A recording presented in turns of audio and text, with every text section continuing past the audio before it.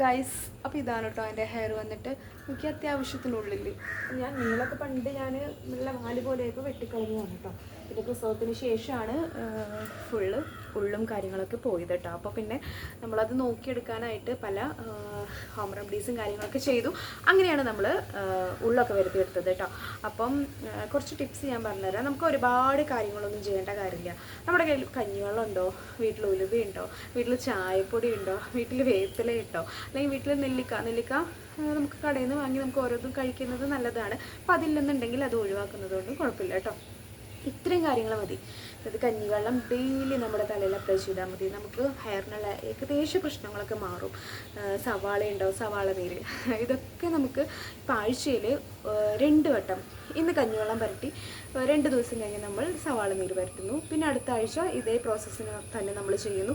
ഇങ്ങനെ നമ്മൾ ഡെയിലി റൂട്ടീൻ്റെ ഭാഗം നമ്മുടെ ഈ ഹെയർ കെയറും ആക്കുകയാണെങ്കിൽ തന്നെ നമുക്ക് നല്ല മാറ്റം ഉണ്ടാവും. അല്ലാതെ ഒരുപാട് ഇപ്പം ഞാൻ തന്നെ പല വീഡിയോകളിലും പല ഹെയർ മാസ്കും കാര്യങ്ങളൊക്കെ കാണിച്ചു തന്നിട്ടുണ്ട്. അതായത് വീട്ടിലുണ്ടാക്കുന്നത് തന്നെ ഒരുപാട് ഇൻഗ്രീഡിയൻ്റ് ഒക്കെ വെച്ചിട്ട്.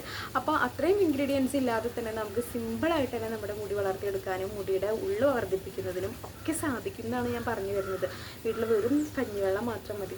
നമ്മൾ കുളിക്കുന്നതിനേക്കാളും മുന്നേ കഞ്ഞിവെള്ളം കുറച്ച് ഒരു ബൗളിലെടുത്തിട്ട് തലയിൽ എണ്ണ തേച്ച് പിടിപ്പിക്കുന്ന പോലെ തേച്ചിട്ട് ഒരു 2 മിനിറ്റ് മസാജ് ചെയ്യുക. നമുക്ക് കുളിക്കാം. അല്ലെങ്കിൽ കുളിക്കുന്ന വെള്ളത്തിനോടൊപ്പം തന്നെ ഈ ഒരു കഞ്ഞിവെള്ളത്തിൻ്റെ കുറച്ചും കൂടി നമ്മളെടുത്തിട്ട് ഒരു കപ്പ് ഒഴിക്കുക. അങ്ങനെ ചെയ്താലും മതി. അത്യാവശ്യത്തിന് നമുക്ക് നമ്മുടെ മുടി ഹെൽത്തി ആയിട്ടിരിക്കാനായിട്ട് അത് സഹായിക്കും. അതുപോലെ തന്നെ നെല്ലിക്കപ്പൊടി ഉണ്ടെങ്കിൽ കടയിൽ നിന്ന് വാങ്ങാൻ കിട്ടും. നെല്ലിക്കപ്പൊടി ഇപ്പോൾ അത്ര രൂപയൊന്നുമില്ല, 40 രൂപയൊക്കെ ഉള്ളൂ. ഒരു മാസത്തിൽ ഒരിക്കലെങ്ങാനും ഒരു മാസ്ക് ചെയ്യാം.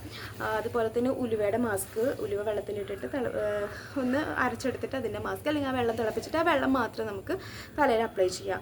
ഇത്രയും കാര്യങ്ങൾ ചെയ്താൽ മതി. പിന്നെ മുട്ട വെച്ചിട്ട് ചെയ്യാം. നമുക്ക് നമ്മുടെ ഹെയറിനെ ഡ്രൈ ആക്കും. അപ്പോൾ എന്ത് ചെയ്യണമെന്ന് വെച്ച് കഴിഞ്ഞാൽ നമ്മൾ സ്ഥിരം ഉപയോഗിക്കുന്ന കുറച്ച് വെളിച്ചെണ്ണ ഉണ്ടല്ലോ, അത് അതിൻ്റെ ഉള്ളിൽ ചേർക്കുക. എന്നിട്ട് നമ്മൾ ഉപയോഗിക്കുക. ഇത്രയും കാര്യങ്ങൾ ചെയ്താൽ മതി. പിന്നെ എന്താ ചെയ്യേണ്ടതെന്ന് വെച്ച് കഴിഞ്ഞാൽ നമ്മൾ കോമ്പ് വെച്ച് നല്ലോണം ചട കളയരുത്. നമ്മൾ കൈ കൊണ്ട് തന്നെ ഇങ്ങനെ ചട കളയണം. അങ്ങനെ ചട കളഞ്ഞാൽ കാര്യമുള്ളൂ. കണ്ടോ, എൻ്റെ ഒന്നും കൊഴിയുന്നില്ല. ഇതിൻ്റെ പ്രധാന കാരണം ഈ ഒരു ഇങ്ങനത്തെ കാര്യങ്ങൾ ചെയ്യുന്നത് കൊണ്ട് മാത്രമാണ് കേട്ടോ. നമ്മൾ കൊഴിയാതിരിക്കുക എന്നുള്ളതല്ലേ ഒരു കാര്യം. പിന്നെ നമ്മൾ ഹെൽത്തി ആയിട്ടിരിക്കുക, നമ്മൾ പച്ചക്കറികൾ നല്ല പോലെ നമ്മുടെ ഫുഡിൽ ഉൾപ്പെടുത്തുക.